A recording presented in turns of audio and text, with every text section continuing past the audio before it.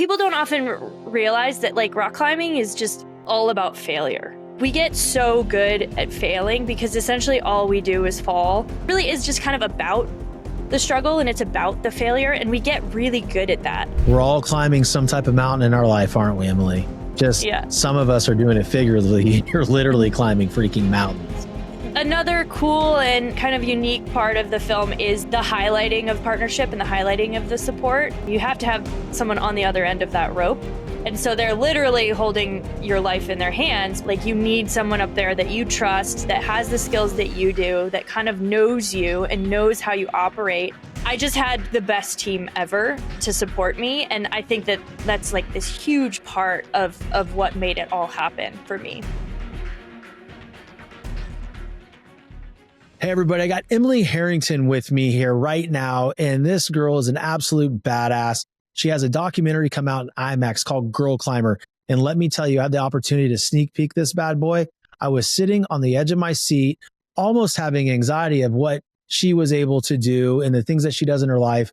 We have a true badass again on our show. And quite honestly, guys, when we talk about the determined society and determination being the brand, well, she's the epitome of it. Welcome to the show. Thank you for having me. I'm excited. I'm excited too, man. This has been a long time coming. We've been back and forth with our schedules, and we're here now, though. We're here. We're doing it. We're here.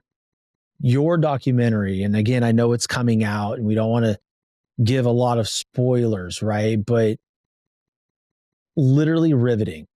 And the thing that I enjoyed most about your story was your openness into who you are and the things that you struggled with, and the fight to achieve what you achieved. I want to edify you there really quickly because you really inspired me. My wife watched this documentary with me, and so did my 11-year-old son. And they hold very high respect for you. I thought you should know that. Well, thank you so much. Yeah, that's kind of like the best feedback that you can get. It is a super vulnerable film. There's a lot of big feelings. And I think people do really, they connect with that side of it because it's not often shown in a lot of these like sports documentaries. That's the thing that I really enjoyed though, Emily, is because it was different than everything else. Like, we can go and we can watch documentaries on all the flashy, winnable things and moments to be like, wow, this is really cool.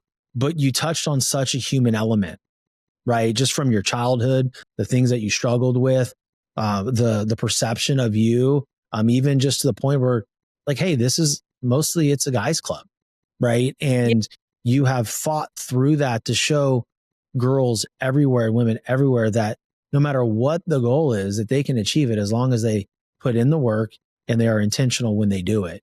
And so it was an awesome, awesome film. Thank you so much. Yeah, I really appreciate that.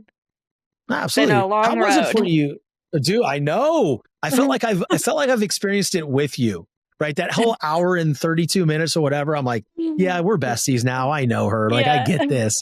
Like, I'm feeling your whole journey, the emotion of it. And again, I'm going to work really hard not to, spoil this for people. But I think that, and I know that once it's out and people actually consume it and watch it, they're going to know exactly what I'm talking about. But I have a question for you because it's something that, for me, is one of, it's very easy for me, and it may not have always been that way, but man, you led with such vulnerability and you're putting it out there.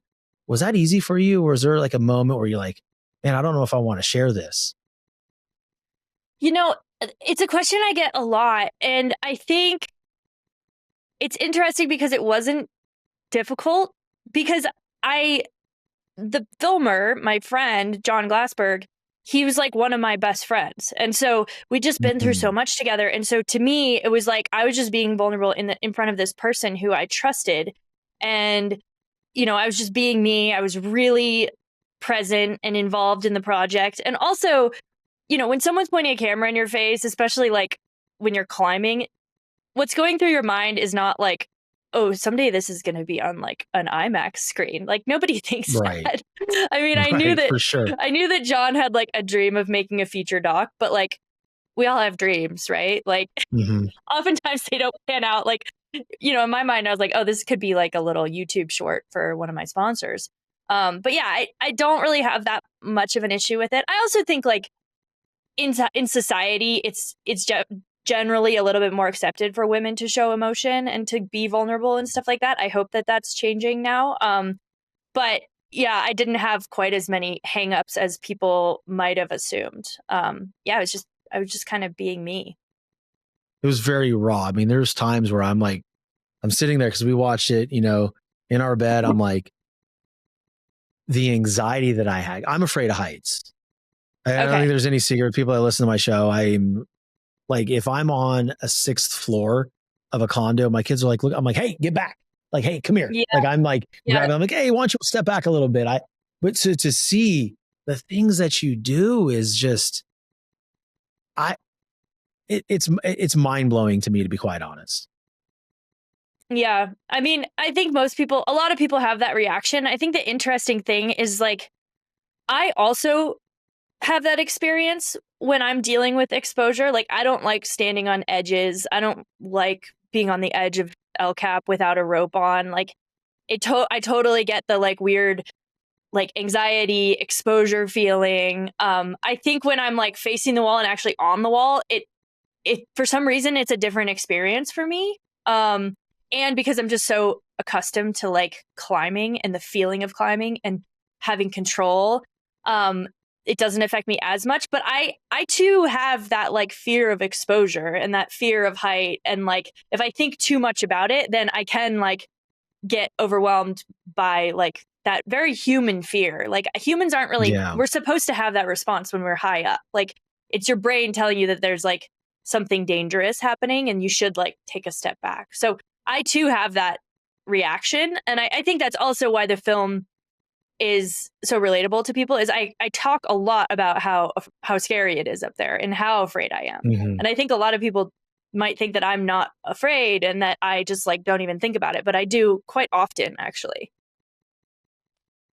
I mean, it's like one of those things like you mentioned, when you're facing the wall, you're kind of desensitized because you're looking at the wall and you're actively engaged, right? But when you get up, it's a little bit different. You're like, okay, I don't want to be at the edge of this without a rope.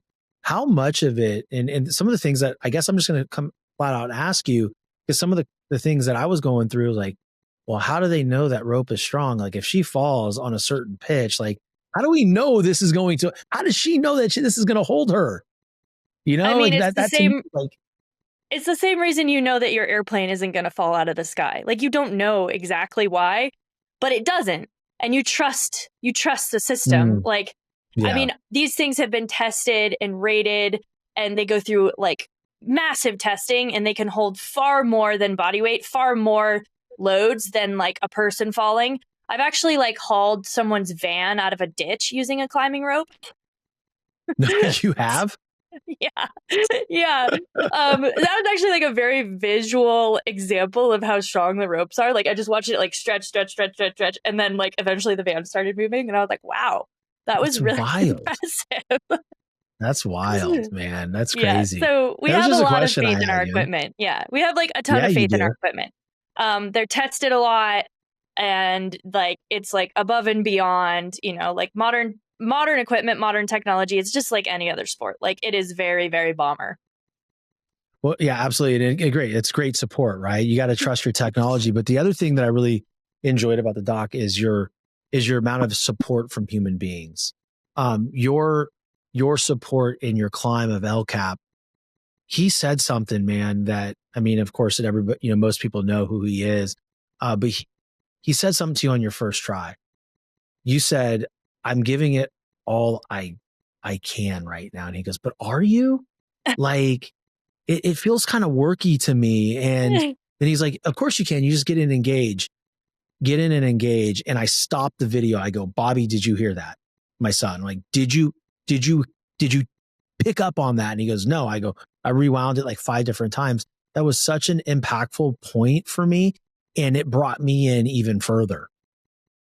Awesome. Yeah. I mean, I think that another cool and kind of unique part of the film is the highlighting of partnership and the highlighting of the support. climbing can seem like such an individual sport because you just see one person on Mhm. the wall. But especially for me, I'm a free climber, so I use a rope, and I use protection. You have to have someone on the other end of that rope. And so they're literally holding your life in their hands, but then also there is that like emotional side of things. And that can be so crucial with a project like that. Like you need someone up there that you trust, that has the skills that you do, that kind of knows you and knows how you operate. And for me, I just had like the best team ever to support me, and I think that that's like this huge part of what made it all happen for me was their emotional support more than anything. Yeah. And you can see that in the film. I mean, really, and you can see how it works into your life. I mean, heck, when you went on that first climb in Nepal, like that's where you met your husband, Yeah. right? Like Yeah. that was I really cool. Yeah, we met on Mount Everest, which was crazy and totally changed my life. And yeah, that was like one of the most important turning points of my life. Not because it was Mount Everest particularly, but because I met and connected with these people who turned out to be super influential in my life. One being Adrian, my now husband, and the other being Hillary Nelson, who was just such a mentor to me throughout my career. Yeah. Is she passed away, correct? Is Yeah, she the one that passed away? Yeah. she passed away in an accident in 2022 on a mountain called Manaslu, which is the eighth tallest mountain in the world. But she was like so important to me, like as a woman and as a mother and, you know, as a professional athlete in this world, like being a woman and wanting to like continue my career past motherhood. She just had a huge impact on me. And I think, you know, countless other men and women. Well, it was really nice to see how your friendship and your connection evolved, Yeah. through that film. She was very open about, the early goings. And then, like, again, I don't want to ruin it. So I'm being kind of, cryptic here, A but little vague. you could Yeah. just see that, yeah, very vague. But there, listen to the audience, like, hey, this is by design. I can't be too direct. Just to see that and watch that unfold was absolutely beautiful. Thank you. Yeah, we had Absolutely. an amazing friendship. So, Yeah. So you met your husband on Mount Everest and you guys climbed Cotopaxi together in Ecuador yep. and got married in Ecuador. And my wife is from Ecuador. And I was just there in July for the very first time. Oh, awesome. We love Yeah. Ecuador. It's maybe my favorite country. We Mine have too. so many friends there. My husband owns a guide company that they guide mountains all over the world, including Mount Everest, and the majority of the international guides are from Ecuador because they just, as you probably know, they have such a like deep mountain culture. And they're incredibly talented. And it's just, yeah, we got married there because we both love it so much. And we did. We climbed Cotopaxi. I think I've climbed Cotopaxi. I've climbed Cotopaxi twice, attempted three times, Wow. and I've skied it twice. So have you done it? No. So, okay. So what I wasn't expecting, all right. So when we got to Ecuador, and again, my favorite country as well. If I had the opportunity to live there, I actually probably would live there. It is just a different So great. culture, people are incredible. The food's much cleaner and I mean just everything tastes better.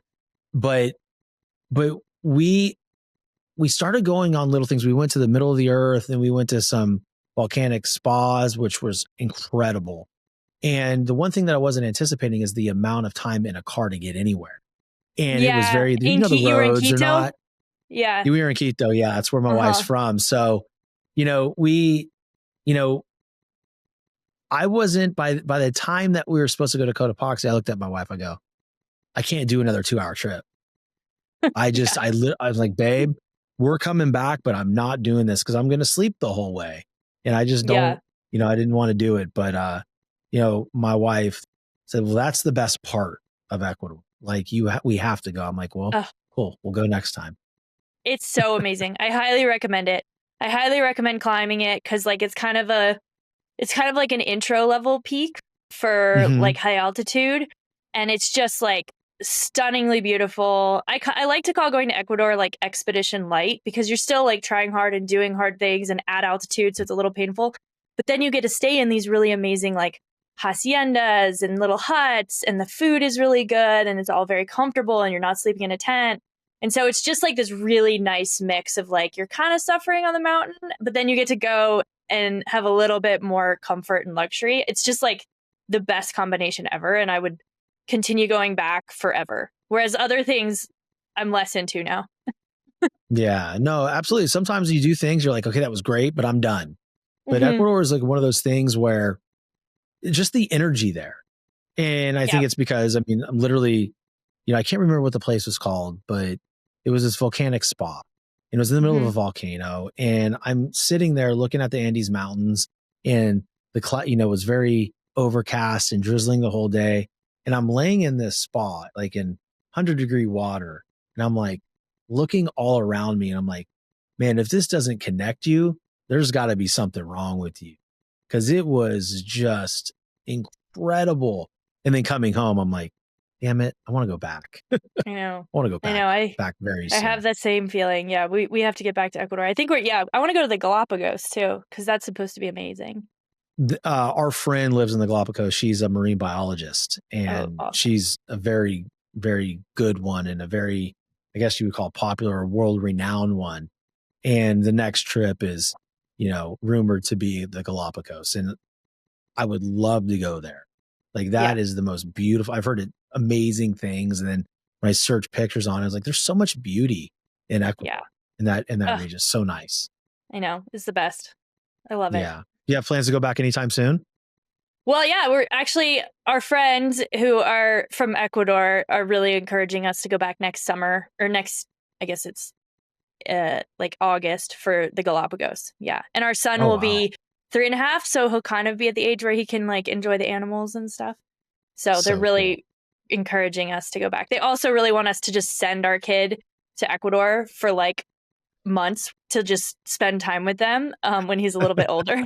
And I'm like I'm super down with that as well. You're down with that. I don't know if I can last more than a week without my kids. I know. It's hard. It's really hard. Yep. It is hard. Yeah. How old are your kids? I was being a mom. Oh, so my kids, okay. I have a 11-year-old son who's on Halloween. He turns 12. And I have a 9-year-old daughter and a 6-year-old daughter that's almost 7. Oh, wow. I bet it's fun. Well, I'm in it. You're in it. Yeah. It's fun. I'm in it big time, Emily. But here's the thing. Every morning with my daughters is like breaking up World War III. They're just battling. Unrelenting. She sat on my bed when I was trying to make it. I'm like, okay, did you just ask her to move? Like, what's the problem here? But it's a lot of fun, but it is, man. It's like one of those things where you're constantly managing different personalities, and, but there's no better gift than to be a parent. And so, you've been a parent for almost, for 3 years now, right? So how's motherhood for you? It's so fun. Honestly, it's been so fun. Our son he'll be 3 end of November. And it's been, more positives than negatives. Obviously it's hard. There are hard moments, especially right now, because he has a lot of feelings, but he can't really express why he's having those feelings. Like this morning, he asked me to help him stop crying. And I was like, oh, I don't know how to help you stop crying, bud. I'm so sorry. That is so sweet. It's so sweet. But he's just like got a lot going on, and he's struggling to like express it and resolve it. And so it's so fun. I think my husband and I, we definitely we use our climbing experience and our expedition experience, and we kind of apply it to parenthood. So it is a big adventure. It is a big expedition. It is a lot of things go wrong. There's a lot of uncertainty. There's a lot of dynamics that you can't really control. And you're oftentimes tired and out of your element. But we recognize that every phase is kind of temporary. And so we just try to enjoy the one we're in. And then, some things get better, some things get worse. It's a little bit of a roller coaster, but it's been just so awesome. And this age is I keep saying every age is my favorite age, but right now it's just been so fun to watch him kind of evolve and turn into a human and his own person. It's so cool. My favorite age for my son was 3. Okay, cool. That's what people say. I mean, our son is such a little boy. He's just like super into motorcycles and trucks and dinosaurs, and he loves climbing and surfing and all. He's like pretending to do all the things. It's super fun. Well, his mom and dad climb mountains and shit, like Yeah. rock climb. Like, Yeah, wow. and we bring him rock climbing and we bring him skiing, so he kind of like understands. He understands all of it. He understands that's what we do, and he wants to do it as well. And it's been really cool to watch. That's really awesome. Going back to, when he said, "Can you help me stop crying?" My wife, I don't know where she heard about it, if she invented it on her own, this idea, but our daughters, they get super emotional and they can't shut it off. And so one day, and I looked at my wife like, "What are you asking them this for?" She goes to my youngest, "Honey, do you need a hug?" Yeah, That's the trigger for my youngest now. It's like when she's having an absolute meltdown, "Baby, do you need a hug?" It's done. yeah, It stops immediately. And I looked at my wife like she had 3 heads, and it actually works. So I guess, I just have to listen to her because she knows best. yeah. I mean, ultimately, I think they just want to feel safe, and yeah, Yeah.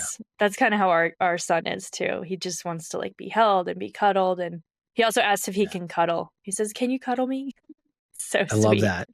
I love that. Like I said, my youngest is 6, and my daughter, my other daughter, she's 9.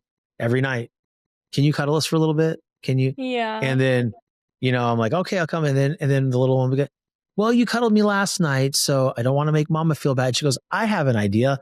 And she'll do any, mini, miny, mo, but completely skew it to where my wife wins. And those are the nights Yeah. that those are the nights that I need the cuddles, right? Because I Yeah. need them at times too. I'm like, "What the heck, man? Like, I wanted to be the one to put you down." Last night, my wife won the eeny, meeny, miny, mo. I go, "I'm traveling Thursday, Friday, and I'm coming back Saturday. She doesn't get to win this. I'm cuddling you tonight. You don't have a choice, or you can sleep on the porch." We we have the same exact thing going on in our house. That's Every night awesome. every night our son asks if I can put him to bed, if I could do bedtime, and my husband's like, "No, I'm leaving. I'm putting you to bed." Oh, it's what a good dad. It What a good dad. it's What do awesome. you guys have Yeah. coming up? You have any adventures or any projects coming up that you can talk about? Yeah, of course. So yeah, rock climbing is really cool in that I can kind of cater it to, you know, the logistics of our life, and that is like having a toddler right now, having a Mm-hmm. family.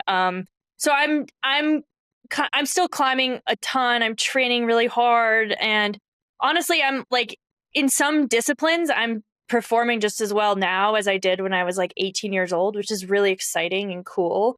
So I have a lot of like little, I call them mini projects, like little trips that I can go, places I can go and try like a hard route, hard for me, and try to complete it within 2 to 3 weeks. And I just did that this past spring in Spain. Actually, my husband was guiding Mount Everest during the time, so I was with our au pair and our son, and so I like brought him to Spain and like worked on this project and ended up completing it on the last day, and that was really awesome and exciting. And then So I did cool. another little project in Idaho this summer. We live out of our van sometimes, and so we did a little van trip to Idaho, and I did another little project there. And then we're actually about to go to Kentucky here in 2 weeks, which has like some of the best climbing in the US. It's a sandstone climbing area called the Red River Gorge. Super unique, like part of the country for us to go to, but like one of the most amazing places. And so we're going to go there for 2 weeks, and I'll have like another little project that I'm trying to complete. Actually, something I've tried for several years before, like probably 9 years ago, I was trying this route. So I kind of want to see if I can do it this year. Um, but yeah, we'll see. So yeah, we're doing like a lot of like That's so smaller cool. trips, little projects. It's been really fun.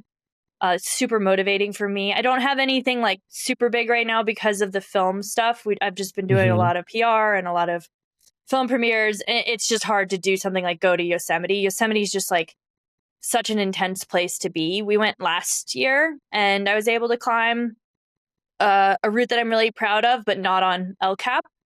Mm. I'm still kind of waiting to go back to El Cap. It's it'll be Oh, big really? it'll be exciting when I Yeah. do, but I'm a little bit like timid about it at the moment. It's just You committing know, and but I, scary. but I, but I get that, right? Because I've seen the doc, and, you know, again, don't want to get too into it to ruin it, but like every pitch was different. And Yeah. seeing you, I think it was A5. Yeah, the Is that what A5 it's called? Traverse. Yeah. I just, I don't understand how a human body can do what you did. No, it's Yeah, I mean, impressive.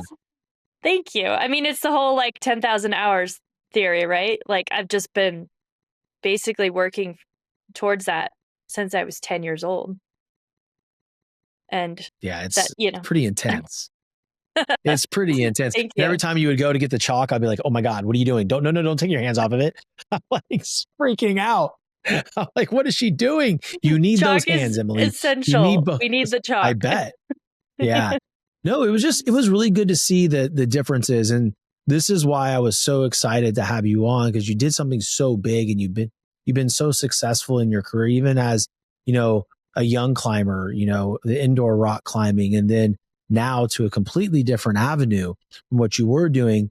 But what I really enjoyed was the adversity aspect and the overcoming of the adversity in that specific project. And I think a lot of times where people get stuck is when things get really hard, or they'll fail at something once or twice and they're like, I'm done. I'm going to abandon that. I'm not going to do it. Where here you are going through injuries, self doubt, and, getting strong to a point where you could go back and, and do that and finish it. I mean, it was inspirational to see someone go through everything like that and still push Yeah. and still stay focused on. I mean, have you always been like that, or is it something that as you've gotten older, you know, a bigger aspect of that shows itself? Because to me, it looks natural. I think it's a bit of both. I think I was born with some level of tenacity in that I didn't give up very easily. And so that's Mm. obviously like valuable in an elite athlete. And then I think people don't often realize that like rock climbing is just all about failure. Like we get so good at failing because essentially all we do is fall and all we do is fail. And and then we like work to try to kind of solve the puzzle and figure out the way up. And then when we do, it's kind of like, okay, cool, I did that. Now I'm going to find something else to do. So it really is just kind of about the struggle and it's about the failure. Mm-hmm. And we get really good at that. Like, I think that that's why climbing is such a cool sport. It teaches you so much. And I suppose, any sort of athletic endeavor, but in particular, like climbing is about being in the space of failure. It's about having something that you're working towards.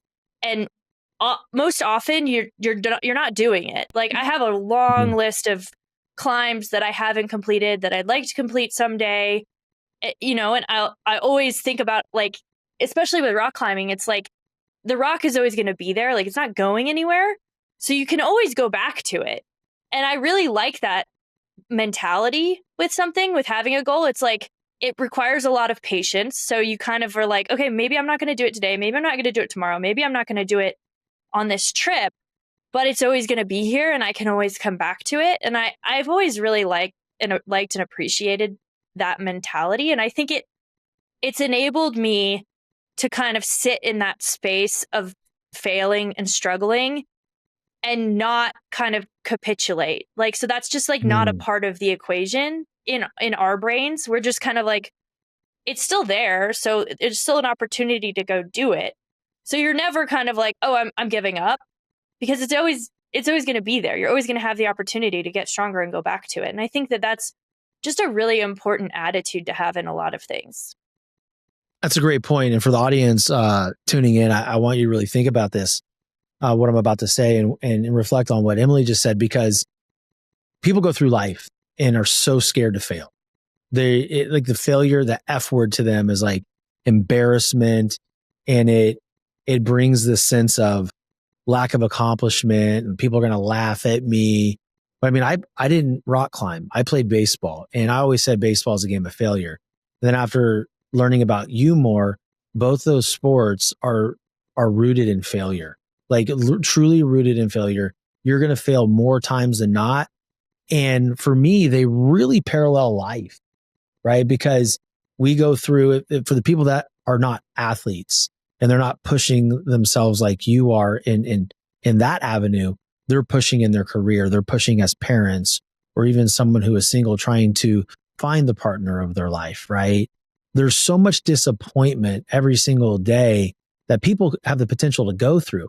But what I think is important is to understand and really to subscribe to the theory that this is what's going to make me. Like this moment, this failure, this piece of adversity, this tragedy is going to serve me in such a way if I allow it to.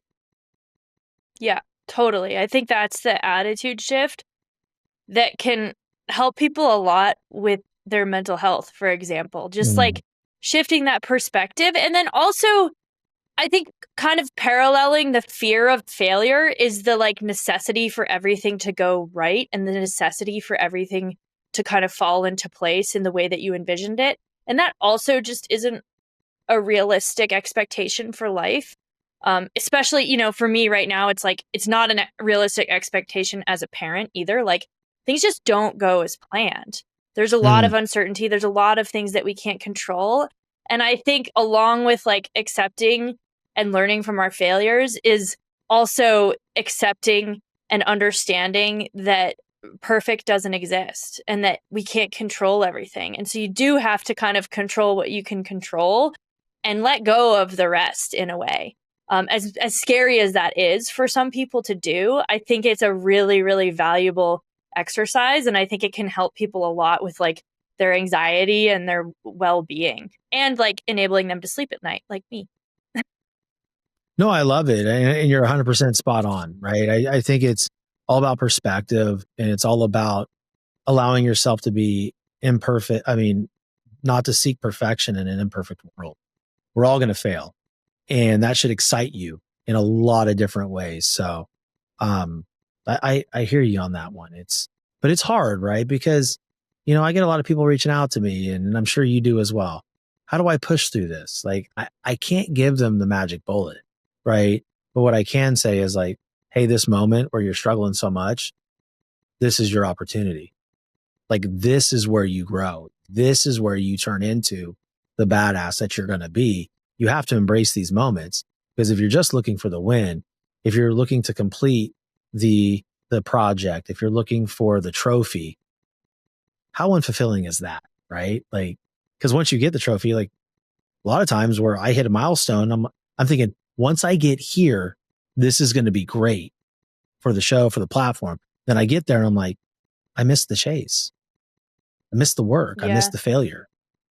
Yeah. And I think that's why a lot of athletes and people who have these like really big goals. I mean, first of all, if it wasn't hard, if it was easy, like it wouldn't be meaningful.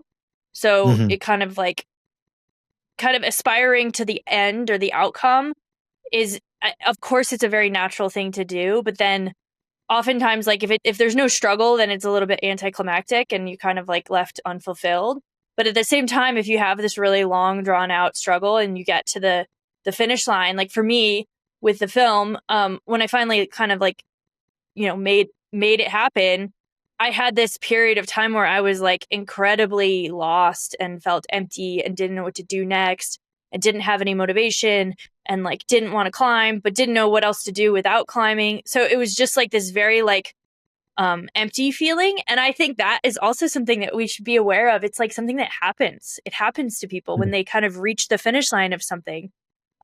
It's not like, I think it's the awareness that like doing the thing, achieving the goal is not going to like somehow be a magic bullet to make you happy and to like improve your life dramatically. Like that, it's not about that. It's about kind of like what you learn in the process. And yeah, expecting like all of a sudden, you know, you're totally satisfied. You're never going to need to chase or like pursue anything again is, it's just kind of a bit false. And so I think it's just something to be aware of. Like doing a thing is not going to help you reach like enlightenment or ultimate happiness. And so the emphasis really should be on the process to getting there. But that's what makes people successful is just exactly what you chronicled and what you just talked about. Because, you know, the gift is in the process, and everybody talks about, marry the process and divorce the result. It's very hard to do because we live in a So hard. result driven society. And so the trick is to figure out what you love about the process, what you love about the work, because that's what's going to build you.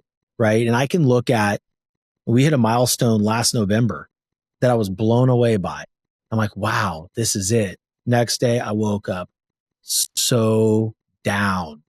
Yeah. Right. So down. I'm like, what now? And I'm thinking, what do you mean, what now, Shawn? Like, there's so much more to go. And that milestone we hit last year in November, for the first 11 months of the year, we do it in a month now. Yeah. I mean, like, it's cool.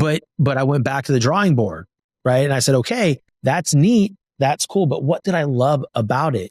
And it was the process. It was the work. It was the focus, the clarity, and the conversations like this that I got fully immersed in. I got to research the people.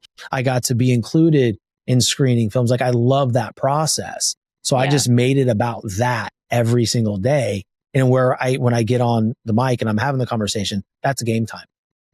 I've already done the work, and that's what I enjoy. Right. Totally. Yeah. And I'm not trying to say that, obviously we're not trying to say that milestones aren't important or goals aren't important. Right. Like, having the outcome is important. Like, I do care about success. I'm not saying that, like, oh, I just love failing all the time and never being successful. No, I don't think anybody's taking that. No. If they're going with that context, they haven't listened to this whole episode. I can tell you that much right now. Totally. But no, I'm with you. I'm with you. Like, I love winning. Yeah, totally. You love having wins, but but it's got to be hard. You have to be able to work for it, and that's the beauty of it. Yeah, and I think it's just like, it's a really like fortunate position to be in too. It's like, oh wow, I get to go out and like, try hard every day and fight and like think really deeply about this thing that I love so much. That is just such a fortunate position to be in. And so I think also recognizing that, like, yeah, it's not perfect. Yeah, it's hard. It's uncomfortable. I struggle, but also like, I get to do this and this is awesome. We're all climbing some type of mountain in our life, aren't we, Emily? Just some of us are doing it figuratively. You're literally climbing freaking mountains. It's amazing to me. Like, I really enjoyed watching it, doing more background on you and watching what you're doing, because like, I mean, quite honestly, like I said, the things that you're able to do, like on a rock, most people can't do that on the ground. And it is a fascinating thing. But I also look at the early childhood aspect of it, right? What 12-year-old girl wants rope for Chris? I mean, like, really, like, they want, back then, what was it? Nintendo for me. I'm a 78 baby. So I was playing Nintendo, Super Nintendo, all that kind of stuff. Yeah. I was like a 90s kid. I don't know what we wanted, like gel pens. Oh, those are cool. I still want gel pens. Those things are dope. Yeah. Those are cool, man. Those are really cool. I have this question. Now that we're running down to the, to the end of the interview, I can ask this question now because my wife is very curious, and I have to. She said, "You better ask her this question. Where does the puppy go when you're climbing? Like, where? Like, who's Cat? She's a dog lover, man. I'm telling you. She's like, where's the puppy? Where doesn't climb with her? Does it? I'm like, God, no. No, she doesn't. So Cat is like kind of the undercover star of the movie, I think. Her name is Cat, like CAT, but she's a dog. And she's a little rescue pup that we got. She's almost 9 now, but we love her so much. She's our first baby. She's a Catahoula pit. Yeah, she's super cool. She's a great dog. She's like one of those dogs that can like sleep all day, or she can run 20 miles. Like, doesn't really matter. She's totally happy doing both. And it's perfect for our lives because, to answer your question, when we go climbing, if we're going on like a big trip, we have a friend who is like super amazing, and it's basically like her second home. He has a dog, and oftentimes it's like, it's not like with kids. I feel like if you have one dog, like 2 dogs doesn't really add that much. It's like not that big of a deal. They can like play together. They're pretty low maintenance. So she goes to his house for when we go on like really big, long expeditions, like if we're going to like Kyrgyzstan or something like that. She'll go to his house. And then when we're in Yosemite, actually, because she's mega chill. And we have a van. We have like a very nice, like the van was in the film. It's like got a Mhm. lot of room. We just would park it in the shade, turn on all the fans, leave some water, and like she would just literally sleep in the front seat all day and wait for us to come home and like How to come cute. back from climbing. And it was so great. It was always like a little bit of a stress in our brains, like cat's in the van. We gotta like get back at a reasonable time, you know? Right. But she just does so great. Obviously, with a child, we can't do that. No, you. Oh God.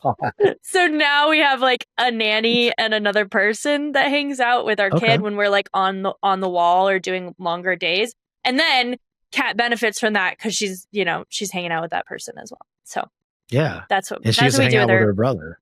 Yeah, She gets to hang exactly. out with her Well, brother. It's cool. yeah, they're a little like love hate at the moment. He's just like he's just super aggressive with her sometimes. Like he just doesn't get it. Like he Yeah. loves her and he's so curious about her, but he like grabs her face and she's so tolerant. She's amazing with him. But we've definitely had to like use some discipline with that because he can get a little rough. My 6-year-old's that way with our 2 dogs, and they're little dogs. Oh And yeah. the older one, he's 8 or 9. He'll go, "Rrr." I'm like, don't grab him like that. Like you Yeah, can't do that. I know. Because again, like even with bigger dogs, like at somebody's house, you just have to be careful. You're like, you can't go up to a dog like that and just grab him. That's the thing. Our son's not afraid of dogs because we have a very tolerant dog who like accepts, Yeah. all of the torment. And we're just trying to explain to him like not all dogs are like that. You know? Yeah. He'll figure it out. He'll figure it Yeah, he out. will. They He just get will. they're excitable. But no, I'm really excited for you. And I thank you so much for coming on the show and talking about your documentary and giving the audience some insight into you. We talked about a lot of amazing things today. And I encourage the audience to go and watch this documentary in IMAX when it comes out. And I don't think they'll be disappointed. So thank you again, Emily. You were absolutely incredible and you're inspirational. And, we live in a world that can put limits on what women could do. And you are literally shattering those limits. So I appreciate that. And I hope the rest of the world does and rushes out there to see what you've done. Thank you so much. Well, I had a great time during this conversation. So thanks for having me. Me too, Emily. Me too. Thanks again. And for the audience, go check out Emily Harrington on Instagram. Her handle will be in the show notes, and learn more about her and follow her along on her adventures, her husband's adventures, and watch that little boy grow up and watch him be the next person climbing some big mountains in a very, very short time. But really share this episode with somebody you know, love, and trust, and go watch the damn documentary. And until next time, stay determined.